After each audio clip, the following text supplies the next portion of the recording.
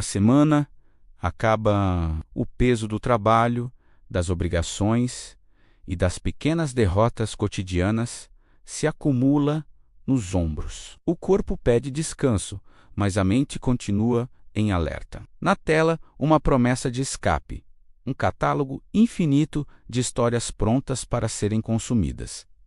Um clique, e depois outro, e outro. O hábito, antes fragmentado em compromissos semanais com a televisão, se transformou em uma imersão contínua. A maratona de séries, o binge-watching, não é mais um evento esporádico, mas o modo padrão de consumo narrativo para milhões de pessoas. A espera pelo próximo episódio, aquele intervalo que permitia a digestão e a especulação, foi abolida. Com ela, desapareceu um ritual que organizava o tempo. Agora, o tempo se dobra à nossa vontade. Ou, pelo menos, é essa a ilusão.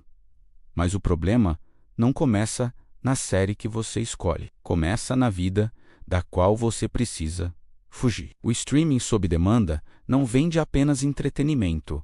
Ele vende controle. Controle sobre o tempo, sobre a narrativa, sobre o fluxo de estímulos. Em um mundo caótico e imprevisível, a plataforma oferece um refúgio seguro. Cansaço, ansiedade, frustração, solidão, todos esses ruídos internos podem ser silenciados com o simples ato de pressionar play. A promessa é de alívio imediato, uma anestesia emocional disponível 24 horas por dia. O enredo complexo de um drama político ou a tensão de um suspense sobrenatural se tornam mais urgentes e administráveis do que a pilha de boletos na mesa ou a conversa difícil que precisa acontecer. A maratona se torna um mecanismo de sobrevivência funcional.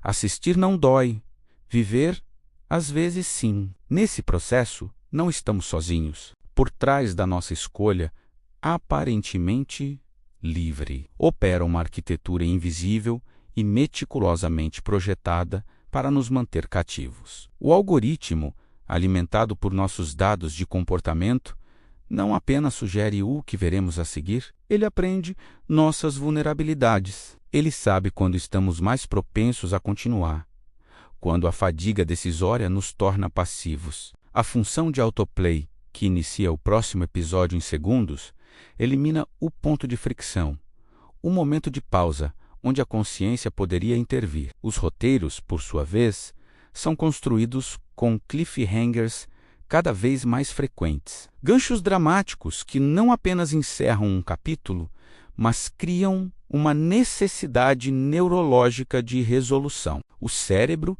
viciado em dopamina, anseia pela próxima dose de informação, pela próxima reviravolta. E assim, as horas se dissolvem, o relógio avança, a noite vira madrugada, mas no mundo real, nada mudou. A sensação de progresso é uma ilusão convincente. Terminamos uma temporada, sentimos que realizamos algo, mas a única coisa que progrediu foi o tempo perdido. E quando a série acaba, o vazio continua. Às vezes, ele retorna ainda maior, amplificado pelo contraste abrupto entre a intensidade da ficção e a quietude da nossa própria realidade. Durante a maratona, vivemos por procuração. Sentimos o amor, a perda, a coragem e a vingança através dos personagens. As emoções são intensas, porém seguras, filtradas pela tela. Choramos por uma morte roteirizada enquanto ignoramos nossas próprias tristezas. Vibramos com uma vitória fictícia enquanto nossas ambições permanecem suspensas, adiadas para um amanhã que nunca chega. Essa substituição da experiência vivida pela experiência observada é o núcleo do fenômeno. Não se trata de preguiça, como aponta o julgamento superficial. O que está em jogo é uma camada mais profunda de exaustão psíquica. A dificuldade contemporânea de encarar o silêncio, de tolerar o tédio, de se sentar com os próprios pensamentos, sem a mediação de um estímulo externo. O conforto da maratona reside em sua estrutura previsível. Uma história, por mais complexa que seja, tem um início, um meio e um fim. Os conflitos são apresentados, desenvolvidos e, na maioria das vezes, resolvidos. As ações têm consequências lógicas. Os arcos dos personagens se completam. Há uma ordem, um sentido implícito que nos tranquiliza. A vida real, em contrapartida, é aberta, incerta e, frequentemente, desprovida de sentido aparente. Nossas narrativas pessoais são caóticas, interrompidas, cheias de pontas soltas e perguntas sem resposta. A ficção oferece um simulacro de coerência que a realidade nos nega. Na ficção, tudo faz sentido. Mesmo o caos é coreografado.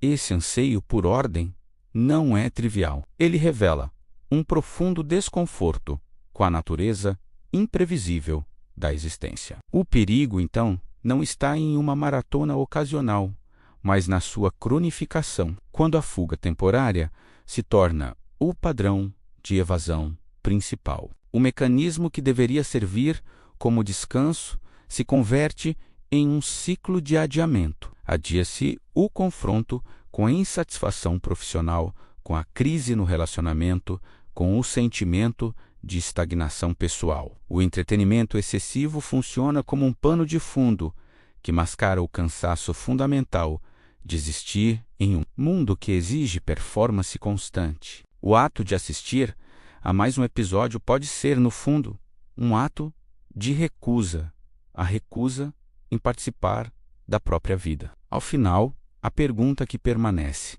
assombrando a tela escura após os créditos subirem, não é sobre a qualidade das séries que consumimos, é sobre a qualidade da vida da qual estamos escapando. O que esse hábito revela sobre nosso vazio coletivo, sobre nossos medos mais íntimos e sobre nossa desesperada necessidade de pausa, quando nos entregamos a mais uma noite em claro, imersos em um mundo que não é o nosso, estamos de fato descansando. Ou estamos apenas evitando o difícil trabalho de viver? Mas você que pensa sobre isso, comenta e deixa uma curtida.